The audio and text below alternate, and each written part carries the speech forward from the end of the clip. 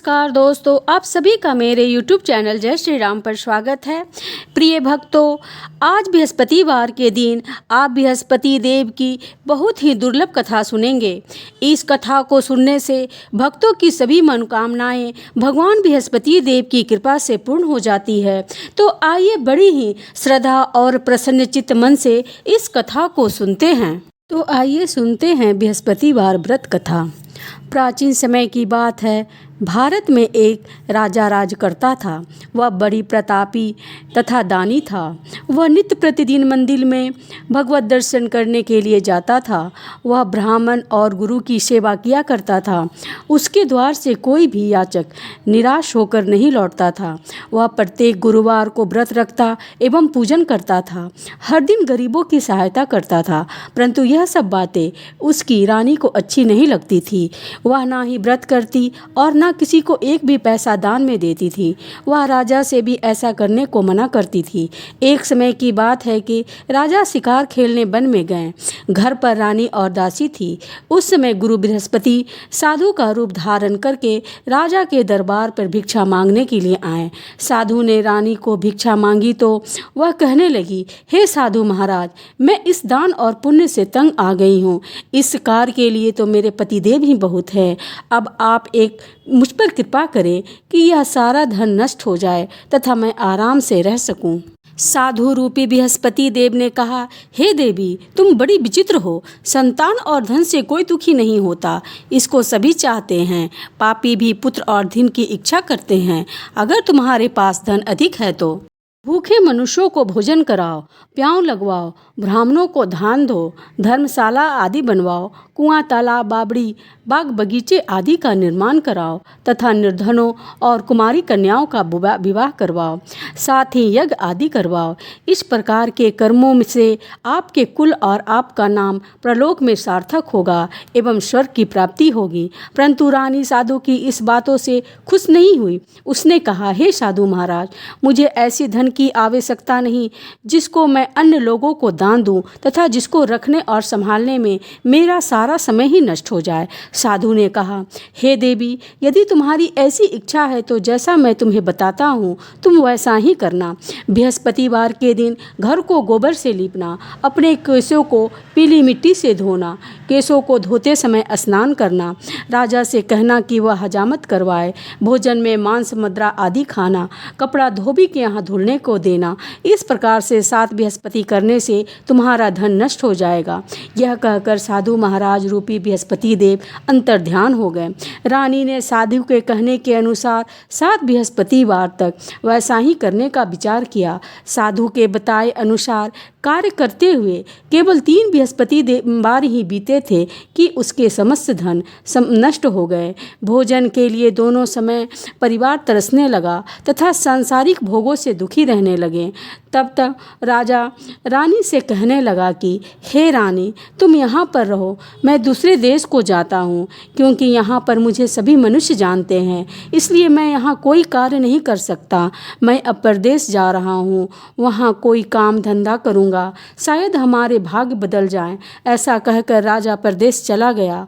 वो वहाँ जंगल में लकड़ी काट कर लाता और शहर में बेचता। इस तरह जीवन व्यतीत करने लगा। इधर राजा के बिना रानी और दासियां दोनों दुखी रहने लगी। किसी दिन भोजन मिलता और किसी दिन जल पीकर ही रह जाती। एक समय रानी और दासियों को 7 दिन बिना भोजन के व्यतीत करने पड़े तो रानी ने अपनी दासी से कहा, हे दासी, यहाँ पास ही के नगर में मेरी बहन रहती है। वह बड़ी धनवान है, तो उसके पास जाओ और वहाँ से 5 सेर बेझर मांग कर ले आ, जिससे कुछ समय के लिए हमारा गुजारा हो जाएगा। दासी रानी के बहन के पास गई। रानी की बहन उस समय पूजा कर रही थी। बृहस्पतिवार का दिन था। दासी ने रानी की बहन से कहा, हे रानी, मुझे आपकी बहन ने भेजा है, मुझे 5 सेर बेझर दे दो। दासी ने यह बात अनेकों बार कही, परंतु रानी की बहन ने कोई उत्तर नहीं दिया, क्योंकि वह उस समय बृहस्पतिवार की कथा सुन रही थी। जब दासी को रानी की बहन से कोई उत्तर नहीं मिला तो वह दुखी हुई। उसे क्रोध भी आया। वह लौटकर रानी से बोली, हे रानी, आपकी बहन बहुत ही घमंडी है, वह छोटों लोगों से बात नहीं करती। मैंने उनसे कहा तो उसने कोई भी उत्तर नहीं दिया। मैं वापस चली आई। बोली, हे दासी, इसमें उसका कोई दोष नहीं है। जब बुरे दिन आते हैं तब कोई सहायता नहीं देता। अच्छे बुरे का पता विपत्ति में ही लगता है। जो ईश्वर की इच्छा होगी वही होगा। यह सब हमारे भाग्य का दोष है। उधर रानी की बहन ने सोचा कि मेरी बहन की दासी आई थी, परंतु मैं उससे नहीं बोली, इससे वह बहुत दुखी हुई होगी। अन्यथा कथा वो सुनकर विष्णु भगवान का पूजन समाप्त कर वह अपनी बहन के घर आई और कहने लगी, हे बहन, मैं बृहस्पतिवार का व्रत कर रही थी। तुम्हारी दासी हमारे घर गई थी, परंतु जब तक कथा होती है तब तक हम नहीं उठते हैं और ना ही बोलते हैं, इसलिए मैं नहीं बोली। कहो दासी क्यों गई थी? रानी बोली, बहन, हमारे घर में अनाज नहीं था। वैसे तुमसे कोई बात छिपी नहीं है, इस कारण मैंने दासी को तुम्हारे पास 5 सेर बेझर लेने के लिए भेजा था। रानी की बहन बोली, बहन देखो, बृहस्पति भगवान सबकी मनोकामना पूर्ण करते हैं। देखो, शायद तुम्हारे घर में अनाज रखा हो। यह सुनकर दासी घर के अंदर गई तो वहाँ उसे एक घड़ा बेझर भरा हुआ मिल गया। उसे बड़ी हैरानी हुई क्योंकि उसने एक एक बर्तन देख लिया था। उसने बाहर आकर रानी को बताया। दासी अपनी रानी से कहने लगी, हे रानी, देखो, वैसे हमको जब अन्न नहीं मिलता है तो हम रोज ही व्रत करते हैं। अगर इससे हम व्रत की विधि पूछ लिया जाए तो हम भी व्रत किया करेंगे। रानी कहने पर दासी ने अपनी बहन से बृहस्पतिवार व्रत के बारे में पूछा। उसकी बहन ने बताया, हे रानी, देखो, वैसे हमको जब अन्न नहीं मिलता है तो हम रोज ही व्रत करते हैं। अगर इनसे व्रत की विधि पूछ ली जाए और कथा पूछ ली जाए तो हम भी इस व्रत को करेंगे। दासी के कहने पर रानी ने अपनी बहन से बृहस्पतिवार व्रत के बारे में पूछा। उसकी बहन ने बताया, हे रानी बहन, बृहस्पतिवार को सूर्योदय से पूर्व उठकर स्नान करके बृहस्पतिवार का व्रत करना चाहिए, लेकिन उस दिन सिर नहीं धोना चाहिए। बृहस्पतिवार के व्रत में चने की दाल और मुनक्के से विष्णु भगवान का केले के वृक्ष के जड़ में पूजन करें तथा दीपक जलावे। उस दिन एक ही समय भोजन करें।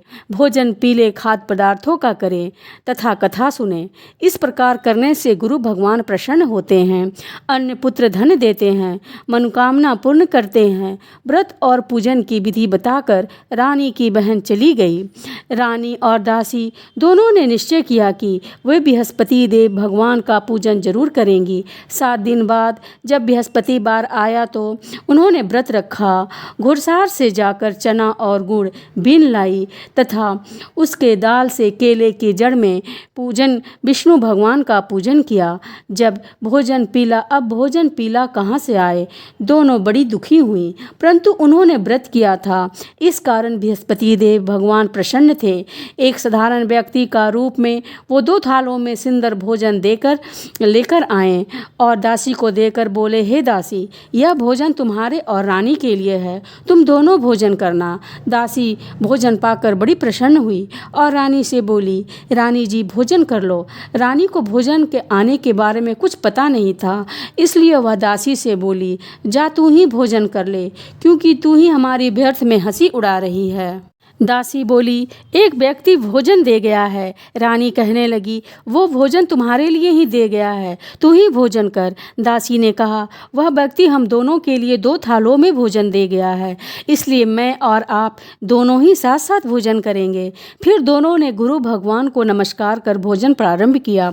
उसके बाद से वह प्रत्येक बृहस्पतिवार को गुरु भगवान का व्रत और पूजन करने लगी। बृहस्पति भगवान की कृपा से उसके पास धन हो गया, परंतु रानी फिर से इसी तरह आलस्य करने लगी। तब दासी बोली, देखो रानी, तुम पहले भी इसी प्रकार आलस्य करती थी, तुम्हें धन के रखने में कष्ट होता था, इस कारण सभी धन नष्ट हो गया। अब गुरु भगवान की कृपा से धन मिला है तो फिर तुम्हें आलस्य होता है। बड़ी मुश्किलों के बाद हमने यह धन पाया है, इसलिए इसे दान पुण्य करना चाहिए।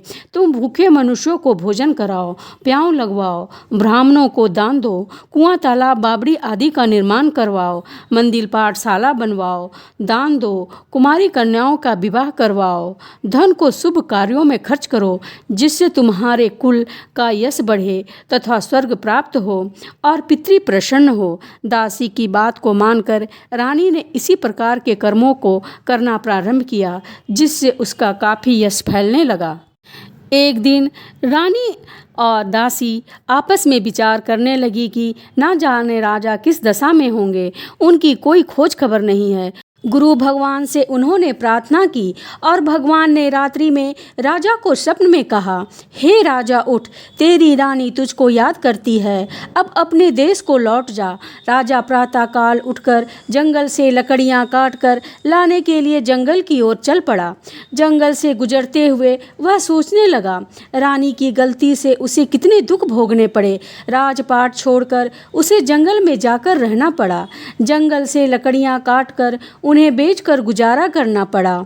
उसी समय उस जंगल में बृहस्पति देव एक साधी का रूप धारण करके आए और राजा के पास आकर बोले, हे लकड़हारे, तुम इस सुनसान जंगल में किस चिंता में बैठे हो, मुझे बताओ। यह सुनकर राजा के नेत्रों में जल भर आया और साधु की वंदना कर बोले, हे प्रभु, आप सब कुछ जानते हैं। इतना कहकर राजा ने साधु को अपनी संपूर्ण कहानी सुना दी। महात्मा दयालु होते हैं। वे राजा से बोले, हे राजा, तुम्हारी पत्नी ने बृहस्पति देव के प्रति अपराध किया था, जिसके कारण तुम्हारी यह दशा हुई। अब तुम किसी प्रकार की चिंता मत करो, भगवान तुम्हें पहले से भी अधिक धन देंगे। देखो, तुम्हारी पत्नी ने बृहस्पतिवार का व्रत करना प्रारंभ कर दिया है। अब तुम भी बृहस्पतिवार का व्रत करके चने की दाल व गुड़ जल के लोटे में डालकर केले का पूजन करो, फिर कथा कहो या सुनो, भगवान तुम्हारी सभी मनोकामना को पूर्ण करेंगे। साधु को प्रसन्न देखकर राजा बोला, हे प्रभु, मुझे लकड़ी बेचकर इतना पैसा भी नहीं बचता जिससे भोजन करने के उपरांत कुछ बचा सकूं। मैंने रात्रि में अपनी रानी को व्याकुल देखा। मेरे पास कोई साधन नहीं जिससे उसके समाचार जान सकूं। फिर मैं बृहस्पति देव की कथा कहानी कहूँ, मुझको तो कुछ भी नहीं मालूम है। साधु ने कहा, हे राजा, तुम किसी बात की चिंता मत करो। बृहस्पतिवार के दिन रोजाना की तरह लकड़ियाँ लेकर शहर में जाओ। तुम्हें रोज से दुगना धन प्राप्त होगा, जिससे तुम भली भांति भोजन कर लोगे तथा बृहस्पतिवार का पूजन का सामान भी आ जाएगा। बृहस्पति देव की कथा। प्राचीन काल में एक बहुत ही निर्धन ब्राह्मण था। उसकी कोई संतान नहीं थी। वह नित्य पूजा पाठ करता, परंतु उसकी स्त्री बहुत ही मलिनता के साथ रहती थी। वह न स्नान करती और न ही किसी देवी देवता का पूजन करती। प्रातःकाल उठते ही सर्वप्रथम भोजन करती, बाद में कोई अन्य कार्य करती। ब्राह्मण देवता बहुत दुखी रहते थे। पत्नी को बहुत समझाते, किंतु उसका कोई परिणाम नहीं निकलता। भगवान की अनुकंपा से उस ब्राह्मण की पत्नी गर्भवती हुई और उसने 10वें महीने में एक सुंदर कन्या को जन्म दिया। निर्धन ब्राह्मण कन्या के जन्म से बहुत ही दुखी हुआ। धीरे धीरे ब्राह्मण की कन्या बड़ी होने लगी। बचपन से ही उस कन्या की रुचि भगवान विष्णु की पूजा में थी। वह प्रातःकाल उठते ही स्नान आदि करके भगवान विष्णु का पूजा करके मंदिर में जाती थी। बृहस्पतिवार को व्रत करके विधिवत पूजा पाठ करती थी। पूजा पाठ के बाद वह पढ़ने के लिए पाठशाला में जाती थी। घर में चलते हुए वह मुट्ठी भर जौ साथ लेकर जाती और पाठशाला के रास्ते में थोड़ा थोड़ा जौ गिराते जाती। जब वह पाठशाला से घर लौटकर आती तो जौ को वह दाने सोने में बदलते हुए मिलते थे। लड़की सभी सोने के दाने बीन लाती थी। एक दिन जब वह सोने के दानों को साफ कर रही थी तो उसकी माँ ने कहा, बेटी, सोने के दाने साफ करने के लिए सोने का सोप का होना जरूरी है। अगले दिन बृहस्पतिवार था। उसने भगवान बृहस्पति देव की पूजा करते हुए प्रार्थना की, हे भगवान, यदि मैंने आपका व्रत विधिवत किया है तो मुझे सोने का सूप दे दो। भगवान बृहस्पति देव ने उसकी मनोकामना पूरी करने का वचन दिया। पाठशाला से लौटते समय उसे रास्ते में सोने का सूप पड़ा हुआ मिला। घर लौटकर सोने का सूप अपनी माँ को दिखाकर वह सोने के दाने साफ करने लगी। उसी समय नगर का राजकुमार उसके घर के पास से गुजरा। उस सुंदर लड़की को सोने के सूप में जौ साफ करते देख राजकुमार उस पर मोहित हो गया। महल में लौटकर राजकुमार ने राजा को उस लड़की से विवाह करने की इच्छा प्रकट की तो राजा ने ब्राह्मण को महल में बुलाकर राजकुमार से उस लड़की के विवाह के बारे में बात कही। ब्राह्मण तैयार हो गया। धूमधाम से उस लड़की का विवाह राजकुमार से हो गया। दुल्हन बन के ब्राह्मण की लड़की महल में चली गई। लड़की के चले जाने से ब्राह्मण फिर निर्धन हो गया। उसे कई कई दिनों तक भोजन नहीं मिलता था। बहुत दुखी होकर ब्राह्मण एक दिन अपनी लड़की के पास गया। अपने पिता की निर्धनता का समाचार सुनकर उसने बहुत सा धन देकर पिता को विदा किया। उस धन से ब्राह्मण के कुछ दिन तो आराम से गुजर गए, लेकिन जल्दी ही फिर भूखे मरने की हालत हो गई। ब्राह्मण अपनी लड़की से धन लेने के लिए फिर महल में पहुंचा। लड़की ने पिता की बुरी हालत देखकर कहा, पिताजी, आखिर आप कब तक मुझसे धन लेकर जीवन यापन करेंगे? आप कोई ऐसा उपाय क्यों नहीं करते जिससे आपका घर धन संपत्ति से भर जाए? ब्राह्मण ने कहा, मैंने तेरी माँ को बहुत समझाया पर उसकी समझ में कुछ नहीं आता। उसका फूहड़पन नष्ट नहीं हो तो घर की निर्धनता भी दूर हो जाए। तब कुछ सोचकर लड़की ने पिता से कहा, पिताजी, आप कुछ दिनों के लिए माँ को मेरे पास छोड़ जाओ। ब्राह्मण अपनी पत्नी को लड़की के पास महल में छोड़ आया। लड़की ने अपनी माँ से कहा, माँ, तुम कल प्रातः काल उठकर स्नान आदि करके भगवान बृहस्पति देव की पूजा अवश्य करना। पूजा करने से तुम्हारी निर्धनता अवश्य दूर हो जाएगी। लेकिन उसकी माँ ने उसकी कोई बात नहीं मानी। तब क्रोधित होकर लड़की ने अपनी माँ को एक कक्ष में बंद कर दिया। सूर्योदय के समय माँ को उठाकर जबरदस्ती उसे स्नान आदि करवाया और फिर मंदिर में ले जाकर भगवान बृहस्पति देव की पूजा कराई। कुछ दिनों तक ऐसा करने से माँ की बुद्धि में परिवर्तन हुआ और वह स्वयं बृहस्पतिवार का व्रत रखने लगी। उससे उसका व्रत रखने से ब्राह्मण के घर में भगवान विष्णु की अनुकंपा से धन की वर्षा होने लगी। दोनों पति पत्नी धन संपत्ति पाकर आनंद पूर्वक जीवन यापन करते हुए विष्णु धाम को चले गए। लकड़हारा बने राजा ने सन्यासी से भगवान बृहस्पति देव की यह कथा सुनकर बृहस्पति देव का व्रत करके भगवान विष्णु की पूजा की। उस दिन उसके सभी क्लेश दूर हो गए। लेकिन अगले बृहस्पतिवार को कामकाज से अधिक व्यस्त रहने के कारण उसने भगवान बृहस्पति देव का व्रत नहीं किया। भगवान बृहस्पति देव लकड़हारे से क्रोधित हो गए और उसे भूल की सजा दी। उस दिन नगर के राजा ने नगर में घोषणा करके सबको सूचित किया, प्रत्येक नागरिक मेरे महल में भोजन करने आए। जो नहीं आएगा उसे अपराधी मानकर भारी दंड दिया जाएगा। लकड़हारा बना राजा उस नगर के राजा की घोषणा तो सुनी, लेकिन जंगल में लकड़ी काट कर लाने और उसे बेचने में देर हो जाने के कारण वह समय पर महल में भोजन करने के लिए नहीं जा सका। अतः राजा के सैनिक लकड़हारे को पकड़कर महल में ले गया। राजा ने उसे महल के एक कक्ष में बैठाकर भोजन कराया। उस कक्ष में एक खूंटी पर रानी के सोने का हार लटका हुआ था। लकड़हारा अकेले उस कक्ष में भोजन कर रहा था। तभी उसने एक आश्चर्यजनक घटना घटते देखी। देखते ही देखते वह खूंटी हार को निगल गई। थोड़ी देर के बाद नगर के राजा ने हार को गायब देखा तो लकड़हारे को कारागार में डलवा दिया। लकड़हारा मन ही मन अपने भाग को कोसने लगा। तभी उसे जंगल में मिले सन्यासी का स्मरण हो गया।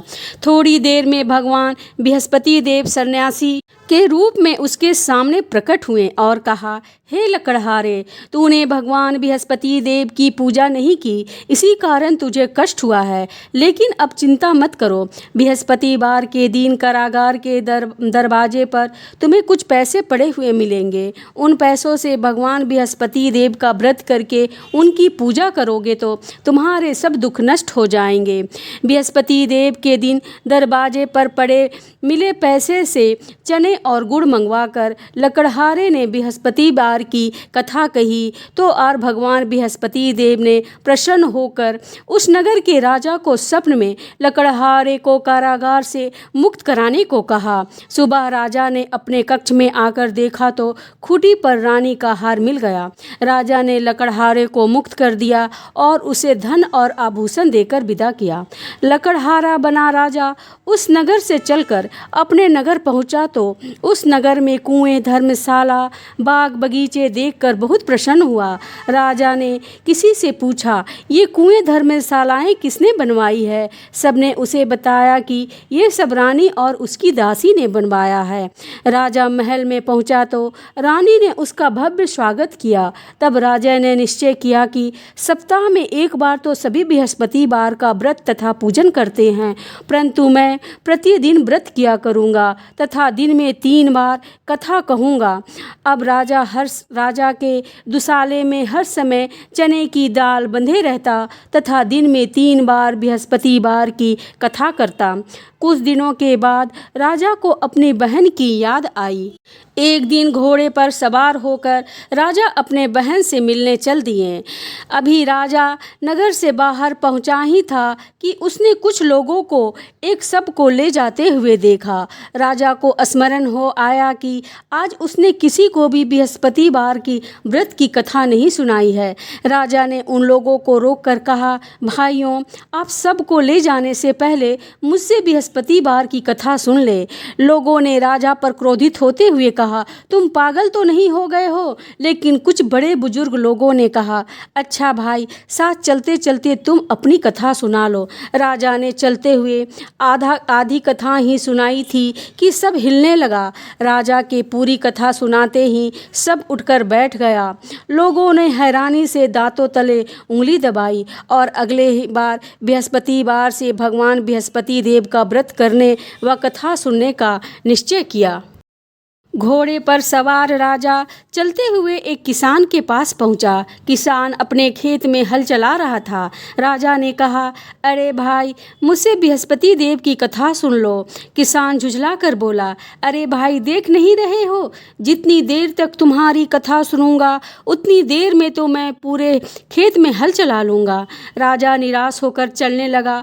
तभी किसान का बैल लड़खड़ा कर जमीन पर जा गिरा। किसान के पेट में भी जोरों से दर्द होने लगा। उस किसान की पत्नी जब खाना लेकर आई तो उसने किसान को इस बारे में पूछा। किसान ने घुड़सवार की पूरी कहानी सुनाई। किसान की पत्नी दौड़ती हुई राजा के पास पहुंचकर हाथ जोड़कर बोली, भैया, मैं तुम्हारी कथा सुनने को तैयार हूँ। राजा ने उसके साथ खेत पर पहुंचकर बृहस्पतिवार की कथा सुनाई। तभी बैल उठकर खड़ा हो गया। किसान के पेट का दर्द भी तुरंत ठीक हो गया। राजा अपनी बहन के घर पहुंचा तो उसकी बहन बहुत आव भगत हुई। अगले दिन सुबह उठकर राजा ने देखा घर के सभी लोग भोजन कर रहे हैं।